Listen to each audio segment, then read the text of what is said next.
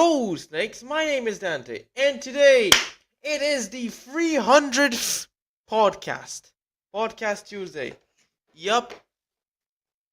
This podcast has started 300 weeks ago, and this is the 300th podcast I have made. So, we got something special. We're going to review a new creature type that, actually came out in the Doctor Who set, a new creature, but was heavily featured in this set.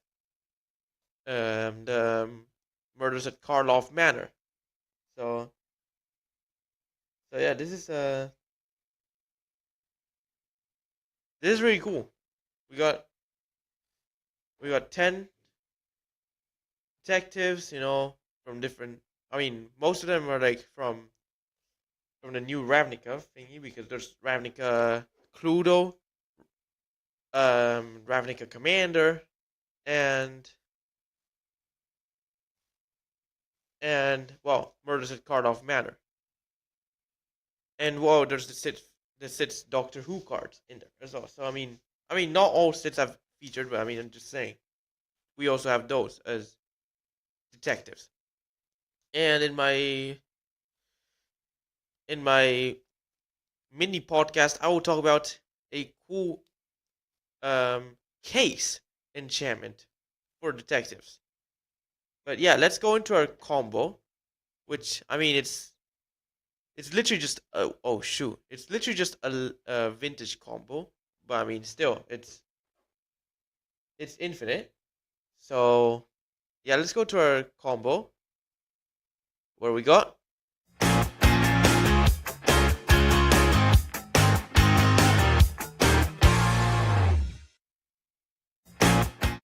We got Kenriff, Energy Refractor, and Channel, which will give you infinite life / infinite mana. So with Channel, during your turn, you can pay life to add mana. Energy Refractor allows you to refract your mana by paying 2 mana, filter to get 1 white without tapping it, actually. So yeah, it's hey, Shaman Jot things. Sorry, how are you?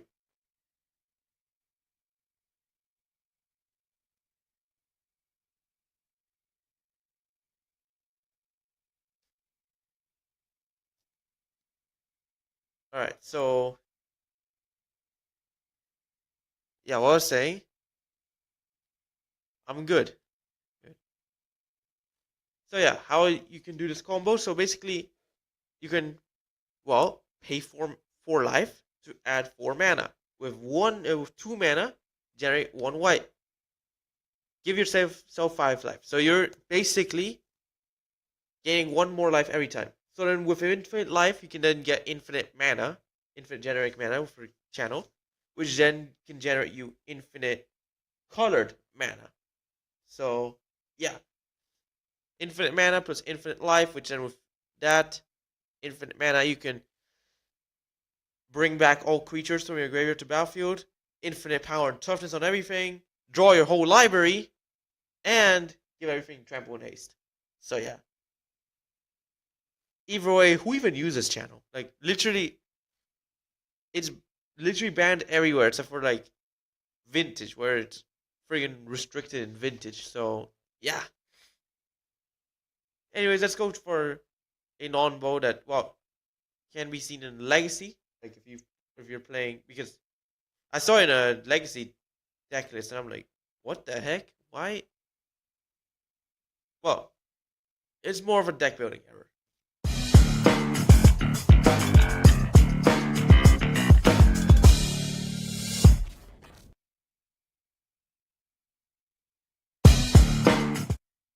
Alright, so this is basically. So with Stoneforge Mystic, you can search your library for an equipment, put in your hand, and shuffle. Now here's the issue. Ponder allows you to rearrange the top 3 cards of your library, looking at them, and draw a card.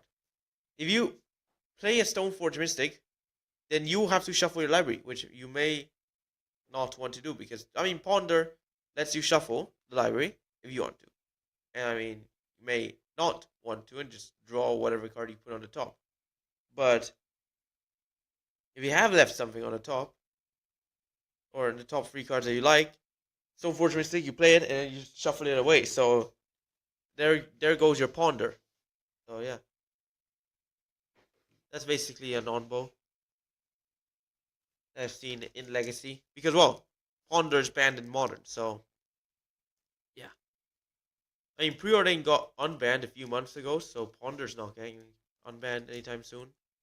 Maybe it will. I don't know, but let's go to our number 10.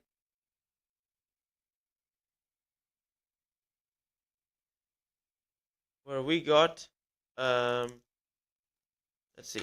Number 10.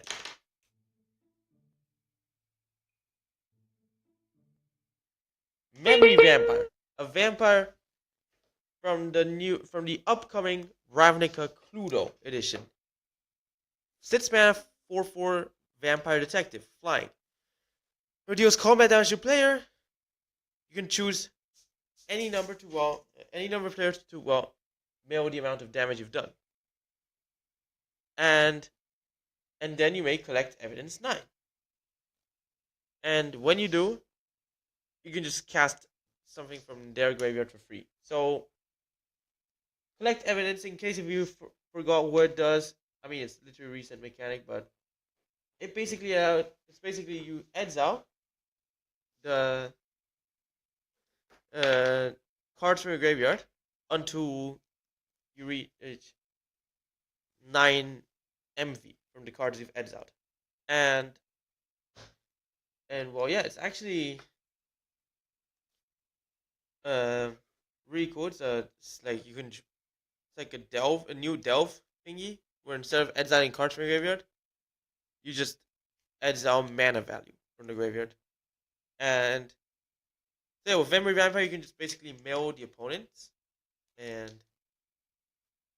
then maybe mill yourself, so you can have enough cards to collect evidence, so then you can cast cards from their graveyard. But yeah, it's still a really cool card, and well, it's coming out in a few weeks' time, but it's only gonna be legal in like Legacy, Vintage, and Commander, because it's from the Cluedo set. But it's a new card, by the way. It's not even out yet. But let's just go to our number 9, where we got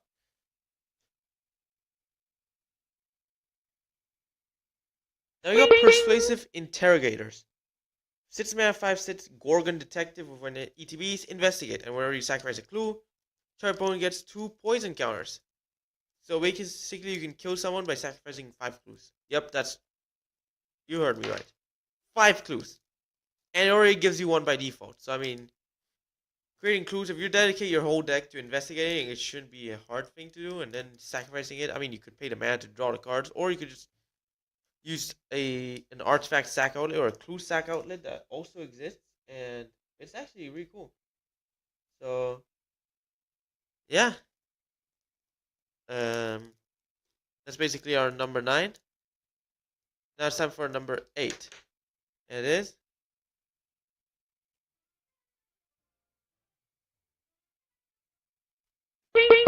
well, we got Sally Sparrow from the Doctor Who Commander deck. 4-mana 2/3 legendary human detective. You can cast creatures for flash. And whenever one or more creatures you control leave the battlefield, investigate, but only once per turn. But it's not once during your turn. It's like each turn it's gonna trigger like at most once, so you can cast creatures for flash. So yeah. Similar to Teferi, but well, it doesn't have flash herself, but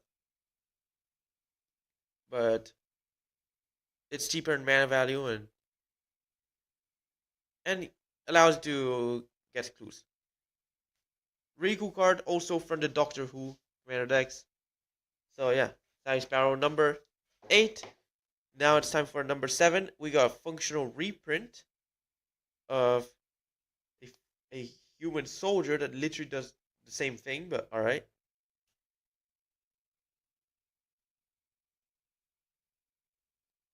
Alright, we got Novice Inspector, a functional reprint of Fervent Inspector, a 1 mana 1/2 human detective with one of ETBs investigate. Fervent Inspector being a human soldier that literally does the same thing. Really cool. And well, yeah, that's basically our number 7, Novice Inspector. And I mean this might see some play in few formats like standard, pioneer, maybe pauper as well, because but yeah, it's basically the eighth Fair Inspector. The issue is it's not a soldier, so you cannot really do a soldier tribal with it, but you can play it in a human. You can play it in a human tribal. So yeah, I think soldier tribal is just a standard thing, but human tribal actually exists in pioneer. So yeah, I mean soldier tribal I think is a budget pioneer deck. In human tribal was an actual pioneer deck. I haven't tried soldier tribal in pioneer, but I have formerly tried human tribal, but then I switched to Esper Greasefact. Let's just go to our 10, 9, 8, 7. Now it's time for number 6. Where we got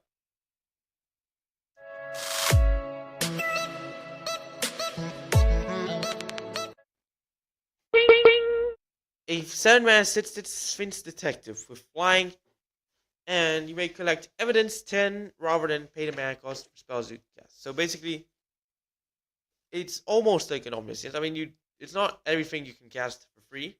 It's just you can cast everything by exiling MV10. Like, it doesn't matter the mana cost. You can just cast it for free by exiling 10 mana cost from the graveyard, and it's just really cool.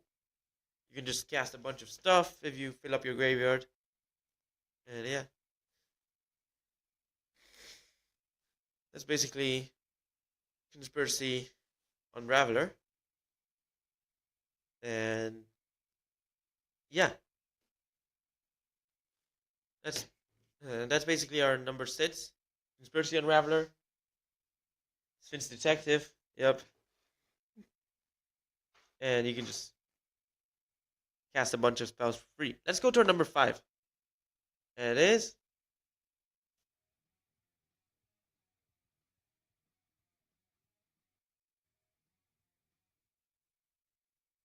we got Sharp-Eyed Rookie, a 2 mana 2/2 human detective with vigilance, and whenever a creature ETBs under your control, its power is greater than its power or its toughness greater than the toughness, will plus something counter and investigate. Now, this was really powerful in Sealed. And this will very likely see play in Standard and maybe Pioneer as well. And very likely see play in Commander. So yeah, this is basically another one of those creatures that just grow by playing other creatures, and you can just grow them very high. But this one's like a pelt collector or something. I don't remember exactly. But yeah, so similar to that. And well, it's actually a very good card. Plus, it has vigilance, so you can just continue attacking with it, and it will continue blocking as well. So our number 5, Sharp-Eyed Rookie. Now it's time for number 4.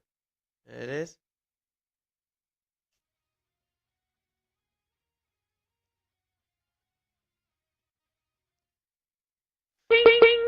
We got Livinia Foil to Conspiracy. New card in the Ravnica Cluedo edition, exists in the normal edition. They revealed that you can get Livinia from the Cluedo packs as well, not just from the as a launch promo. The launch promo is time shifted, but the one from the Cluedo pack is not time shifted. 3 mana 2 free legendary human detective. Vigilance. And whenever you cast your second spell each turn, investigate. And you can tap for 2 mana but only during the opponent's turn. So you can basically use this to add mana on the opponent's turns, or you can just use this to use, so you can cast spells on your opponent's turn, or just use your clues on the opponent's turn. And I mean, since if you can just cast 2 spells in your turn, then cast 2 spells on the opponent's turn, and you can just generate a lot of clues. That also works. Really cool card. And also has vision, so you can attack and then have her open to, well, tap some mana. Yeah. That's basically our number 4. Now it's time for number 3. And we got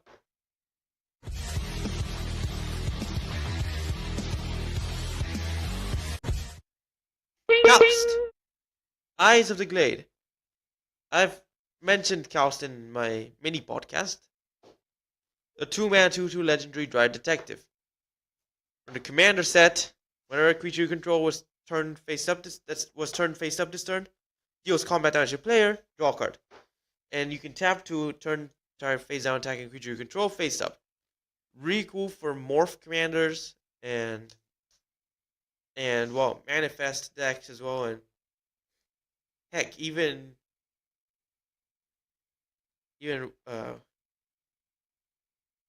what else? The new disguise mechanic, of course, and also cloak, because apparently, similar to how morph has manifest, cloak, no, disguise has cloak, so yeah, you could just, and then even with cards like Itsidron that turn all creatures face down when it enters the battlefield, you can just turn them face up with Coust.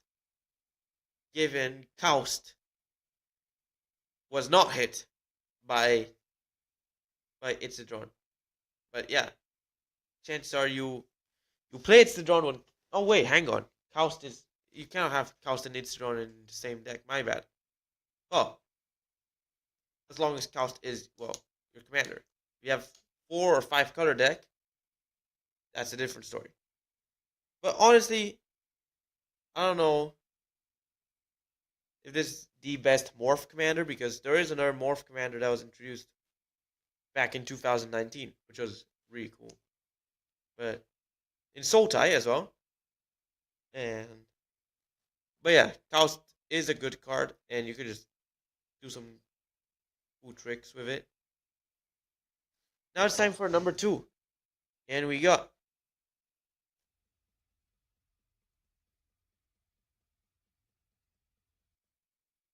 Agrus Kos, Spirit of Justice. Another really cool aggressive Boros card. A 4-mana 2/4 legendary Spirit Detective with double strike and vigilance. And when ETBs or attacks, suspend the creature, and if it was a second time, and if it was already suspected from before, exile it. I mean, well, suspected creature, either you can, well, exile a suspected creature, or suspect a non-suspected creature. Really cool card, and this might see some play in 1v1 commander. I mean, dual commander, or any similar version of dual commander, because there's also Centurion commander, as well as dual commander, and well, there's just so many variations of the 1v1 commander that I just can't name them all. But anyways, not the best detective. We got an even better detective that's coming up now in the number 1, the golden number 1. Guys, get ready. Well, it is time for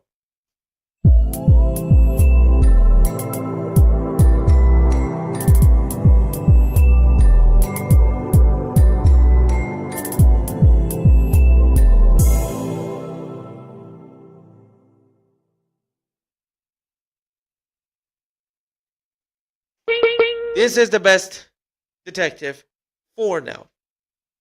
Ezrin, Agency Chief. A 5 mana 5/5 legendary Archon Detective. When it ETBs, investigate twice. And for 1 mana and sacrifice an artifact, not just a clue, any artifact, you can give Ezreal Vigilance, Lifelink, or Hexproof until end of turn. Really cool card. And well, yeah, it's just so cool. Like, honestly, I overlooked this in the start because of the colors. I mean, like you need 2 whites and 2 blues, but actually it's very good. Like you can play it in blue white control. In steel, you could also cast it fairly easily. Commander also serves as a good commander. I mean, not really. I mean, I'd say Agrus or Kaust are better commanders, but Ezreal is still a good one. And well, yeah, honestly, it's just good. Plus, gives you 2 clues when it ETBs, and then you can just start using them. There we go. Number 1, Archon Detective. And yeah, let's just hope we get more detectives in the future set. Because this creature type was actually kind of cool. I mean, there's even tokens detectives as well. So, yeah. Not only that. Anyways, congratulations. You've reached the end of the podcast. So why don't you like and subscribe and follow if you enjoy. Share friends, stay tuned to video streams and podcasts. Podcasts will be live every Tuesday at 4:40 GMT. Stay tuned to them. Watch my other videos too. Thanks for watching. Hope you enjoyed it. And